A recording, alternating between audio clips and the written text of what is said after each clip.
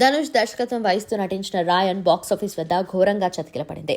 తొలి రోజు నుంచే డివైడ్ టాక్ రావడంతో ధనుష్ అభిమానులు తీవ్ర నిరాశ చెందారు. నటన పరంగా ఆకట్టుకున్న డైరెక్షన్ విషయంలో సరిగ్గా హ్యాండిల్ చేయలేదన్న ఆరోపణలు వినిపించాయి. అయితే ధనుష్ క్రేజ్ కారణంగా ఓపెనింగ్ కలెక్షన్స్ పర్వాలేదనిపించడం గమనార్హం. కాగా రాయన్ మిక్స్డ్ టాక్తో ధనుష్ ఆశలన్నీ ఇప్పుడు టాలీవుడ్ డైరెక్టర్ శేఖర్ కమల తెరకెక్కిస్తున్న కుబేరా పైనే పెట్టుకున్నారు. ధనుష్, నాగార్జున లీడ్ రోల్స్ లో నటిస్తున్న social drama movie Kubera. Rashmika Mandanna heroine గా నటిస్తున్నారు. శేఖర్ కమల దర్శకత్వంలో సునీల్ నారంగ్, పుష్కర్ రామ్మోహన్ రావు భారీ బడ్జెట్తో ఈ సినిమాను నిర్మిస్తున్నారు. తెలుగు, తమిళం, హిందీ భాషల్లో ఈ మూవీ షూటింగ్ శరవేగంగా జరుగుతుంది. కుదిరితే ఈ సినిమాను ఈ ఏడాది విడుదల చేయాలనుకుంటున్నారు మేకర్స్. ఆదివారం జూలై 28న ధనుష్ బర్త్డే. ఈ సందర్భంగా కుబేరా సినిమా నుంచి ధనుష్ కొత్త పోస్టర్ను విడుదల చేశారు మేకర్స్.